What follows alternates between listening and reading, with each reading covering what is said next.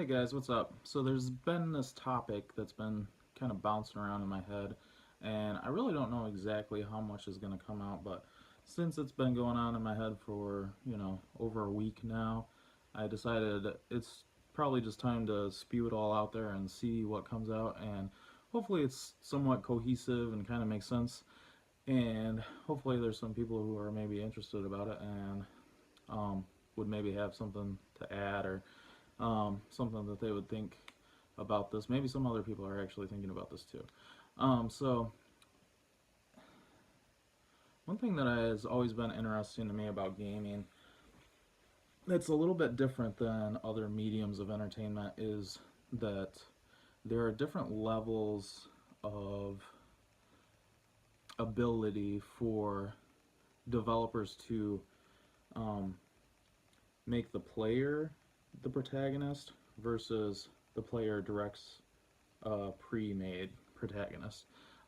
There's a lot of differences in this, generally in like Western role-playing games and Japanese role-playing games. So I'm not really going to go over like the whole differences between the two genres because to me they are two genres really. Like they're not really all the same role-playing game genre. Like there's too many differences. Like they're completely different.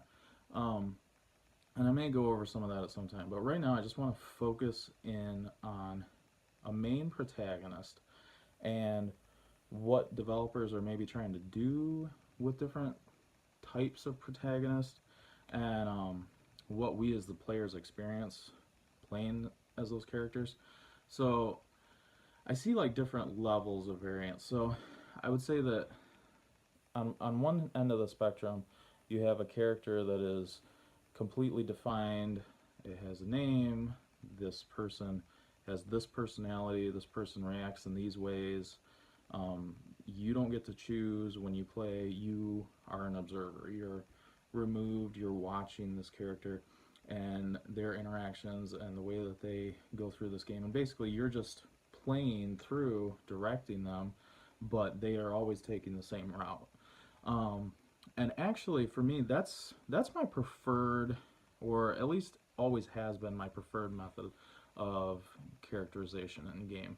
Um, I think of it as the most similar to like a movie or a book. Like you don't eh, in a book you don't get like a blank slate. Like, okay, here's this character. You can make them look however you want. You can make them the sex whatever you want. You can make them, this race or that race, and you can kind of, like in a book, it's like, no, this is Harry Potter. He's a young boy who had these things happen to him, and he has his own personality. Like that's how that's presented to you. Or in a movie, it's like, here's Luke Skywalker. He's this way. Um, you don't get to choose what his personality is like.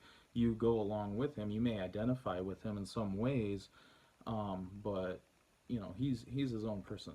It's been a very interesting experience for me playing games lately because I see a big shift in gaming in general towards more player choice and more player self-expression through their games and through their characters. And there's definitely nothing wrong with that. I have come to realize that I actually enjoy a lot of things about that I never realized I would enjoy, that I always, thought I didn't like. Um, so there's the way that it's traditionally been done in stories, um, that we just went over, and then I see like in other games varying degrees along the way. Um, Another good example is of probably like the next level would be maybe a character like Chrono in Chrono Trigger or Surge in Chrono Cross. Um, they're a silent protagonist. They still have their own name. Like you may be able to change the name, but like generally, like we refer to them as a specific person. Like Chrono is Chrono. Um, but Chrono never says anything through the game. Characters are, react to him in the game, and you kind of might get a sense that he is thinking something, or but again, like that's kind of your personality imposed on him. You're kind of believing what you want about Chrono. You're kind of believing, that he's a good person. There's a lot of things that he's not showing. Some things he does show. There were expressions and obviously, like, he's going with this group of friends and trying to save the world. He has motivation to do that because he's doing it, which is really kind of like you are kind of Chrono. You want to be on this journey, you want to be saving the world, you want to be with all these people. um, so that's interesting. One step slightly further, which is very similar but just slightly different, I would say, is Link from The Legend of Zelda. Link, even his name, is meant to denote that um, a he's a stand-in for us, the player. Um, he's an avatar, I guess. Um, the link. He's the link between the player, and the world, basically. So in The Legend of Zelda, you're basically it's you running around this world was the original intent in making the character Link.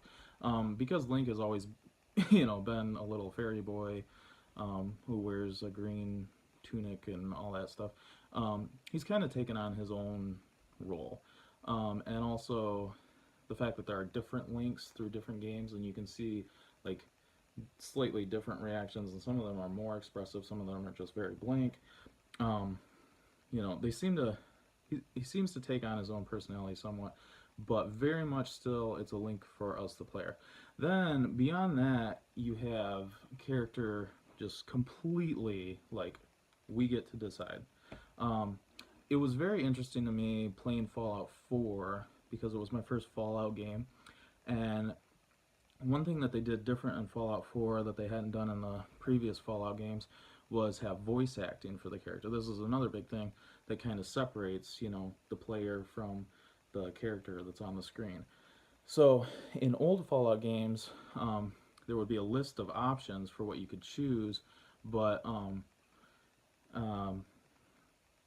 there was no actual like spoken thing. So it very much felt like you were picking. There were enough choices there that it felt like you had the choice of how you were interacting. You could be an asshole, you could be a nice guy, you could be interested in this or that, you could like take on this quest and not do that quest, you could, you know, stay with these people, or you could kill them all.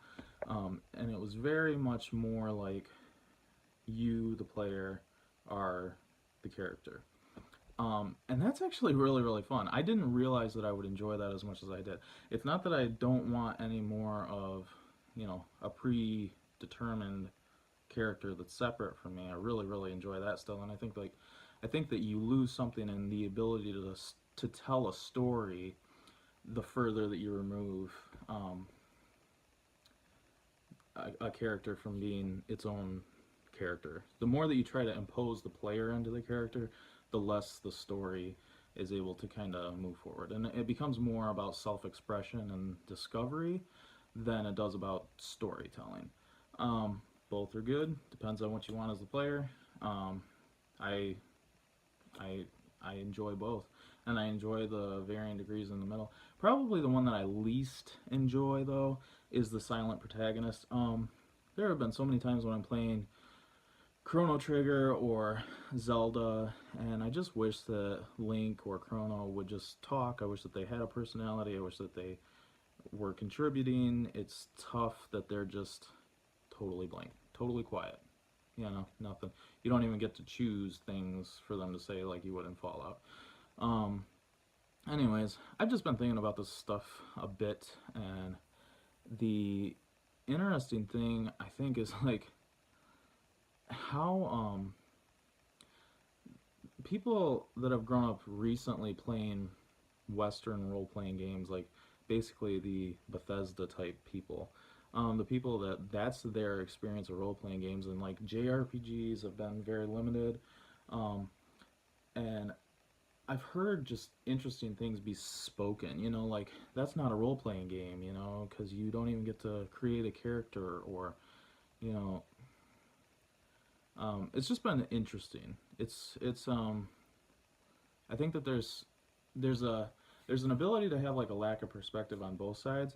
I will say that I would think that I was a little bit um, just not knowing because I hadn't played a whole lot of the Western style.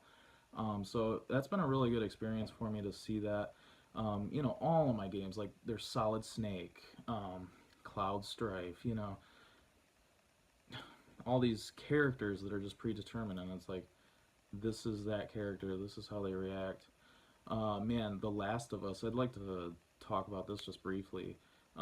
They did such an incredible job with removing all player ability to impose on that because, like, at the end of that game, don't want to give away a spoiler, but uh, the main protagonist does something intense, and a lot of people would not have chosen that. But the fact is that Joel, the main protagonist, that's what he would have done, and he does that. And you, as the player, are directing it, even if you are completely not okay with it. You don't have an option to do something different. I thought that was incredible. It was like powerful. It was like forcing you to see the world through Joel's eyes. Like, it's pretty awesome. So there's definitely room for both, and I think that I think it's a bad idea to throw out one or the other. I think that it's really good to experience both and to take the good and leave the bad and just realize that, yeah, there are reasons for all of it, I guess. It's just something that's really intriguing to me. So, anyways, just wanted to throw this out there. If you guys have any ideas or thoughts or opinions that you want to comment or anything, go ahead and leave them. Alright, guys. Peace out.